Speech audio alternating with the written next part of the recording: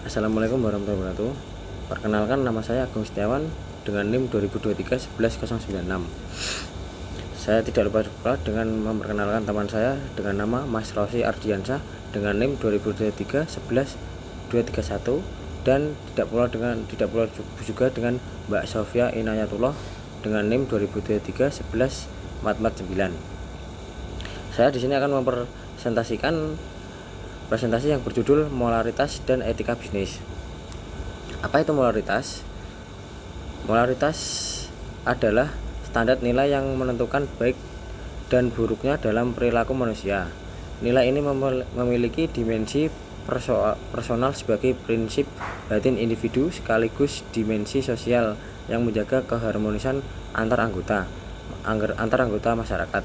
Pembentukannya tidak berdiri sendiri, melainkan mempengaruhi secara mendalam oleh ajaran agama, dimensi budaya, dan kondisi lingkungan tempat manusia bertumbuh. Apa itu etika bisnis? Etika bisnis adalah penerapan prinsip moral dalam sebuah kegiatan bisnis. Ini berfungsi sebagai panduan untuk membedakan apa yang benar dan salah dalam dunia usaha, melampaui sekadar kepatuhan terhadap hukum. Inti dari etika bisnis berkaitan erat dengan tanggung jawab perusahaan terhadap para stakeholder. Moralitas versus etika. Moralitas adalah bersumber dari nurani agama, budaya, dan tradisi keluarga atau internal, bersifat personal dan emosional. Contohnya, seseorang yang merasa bersalah ketika berbohong karena didikan orang tua. Dalam bisnis karakter pribadi, seorang memimpin kejujuran dan ketulusan.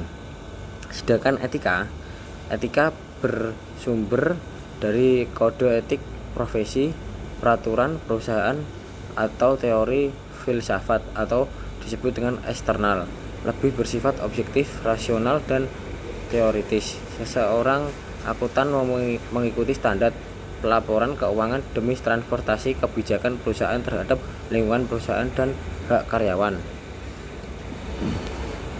Selanjutnya, apa itu pentingnya etika bisnis? 1.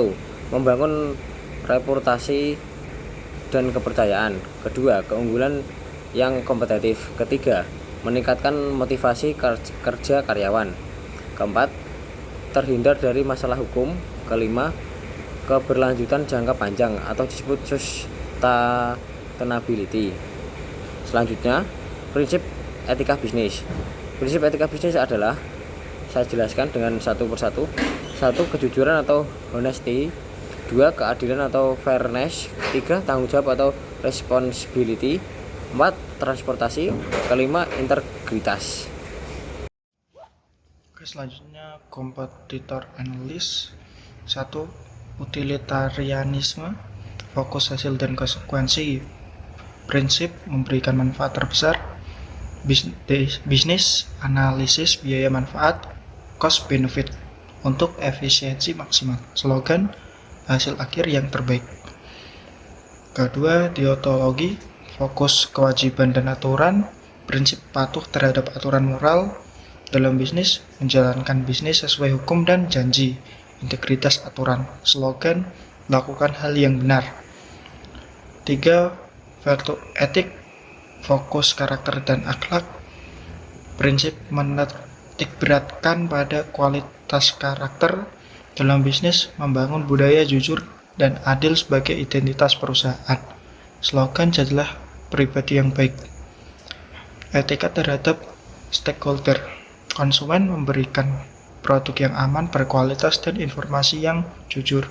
Karyawan memberikan hak yang adil, lingkungan kerja yang aman, dan tidak diskriminatif. Investor menyampaikan laporan keuangan secara transparan dan akurat. Masyarakat menjalankan bisnis yang tidak merusak lingkungan dan memberi dampak positif. Pelanggaran etika bisnis, korupsi, eksploitasi tenaga kerja, iklan menyesatkan, dan penipuan. Dampak pelanggaran etika bisnis, kehilangan kepercayaan publik, kerugian finansial, sanksi hukum, kerusakan reputasi. Selanjutnya ada studi kasus. Dari kasus skincare ilegal.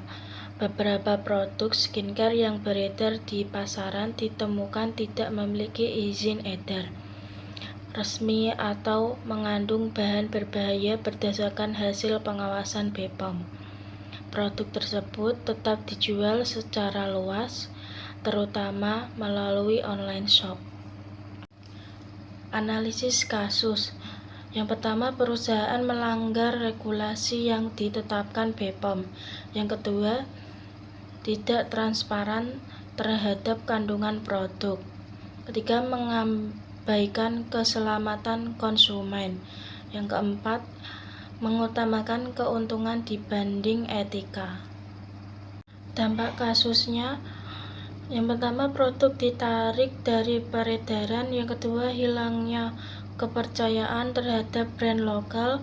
Ketiga, konsumen mengalami iritasi, kerusakan kulit, bahkan risiko kesehatan jangka panjang. Yang terakhir, sanksi hukum bagi pelaku usaha. Selanjutnya, solusi dan pencegahan. Yang pertama, memastikan produk memiliki izin edar resmi dari BPOM.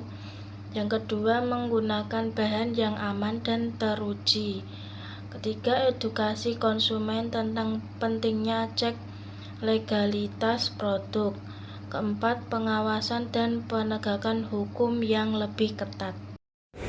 Sekian presentasi dari kelompok kami. Jika ada tutur kata yang tidak berkenan, saya mohon maaf sebesar-besarnya. Sebelum ada penutupan, saya akhiri dengan wassalamualaikum warahmatullahi wabarakatuh.